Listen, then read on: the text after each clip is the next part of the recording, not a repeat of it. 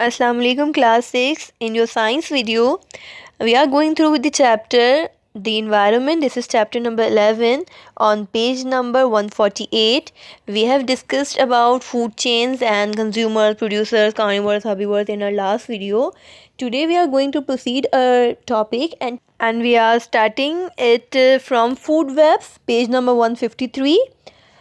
Basically, food webs means single food chains do not give the complete picture of the feeding relationship between animals and plants. Means one animal cannot eat, some of the animal cannot eat a particular plant. So, like rabbits, of course, do not feed entirely on lettuce, and like foxes and do not eat rabbits all the time, and humans do not live entirely on fruit or on vegetable or on just meat. We eat multiple food items. So similarly, every organism is involved in several food chains. For example, rose eat bee, and rose also is connected with the green fly, and then green fly is connected with the blue tit, and then it is connected with the sparrowhawk. So lettuce, slug, thrush, sparrowhawk, these all are the food web. If we were to pull all these foods chains into a diagram, so we would end up with lots of interconnecting food chains. So this is called food web. Next topic we have energy flow through ecosystems. The sun is the energy source for nearly all living things, as we all know that, and energy flows from one link to the next along a food chain. Producers convert the light energy from the sun into chemical energy in food.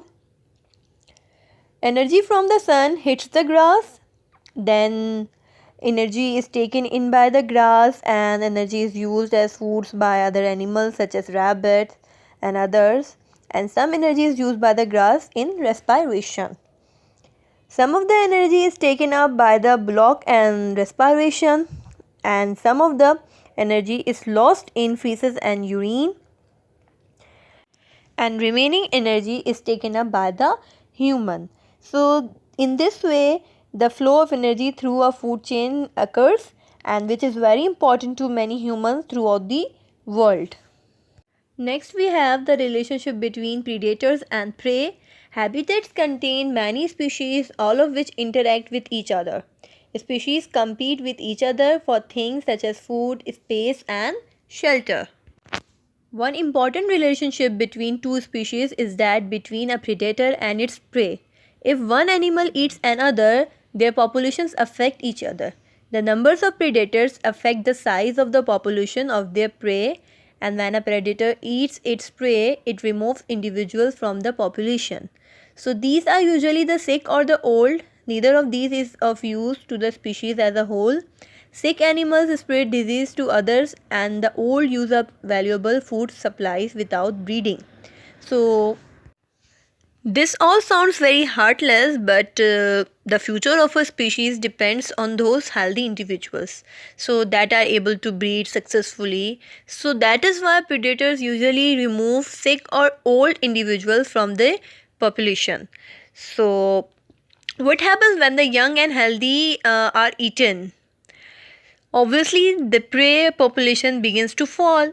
It is falls too far, and the population of predators falls with it. So fewer predators means fewer prey will be eaten. So this allows the prey population to increase again. The number of predators is always lower than the number of prey, and that the predator cycle closely follows that of the prey. Hope you have understood it. Thank you very much.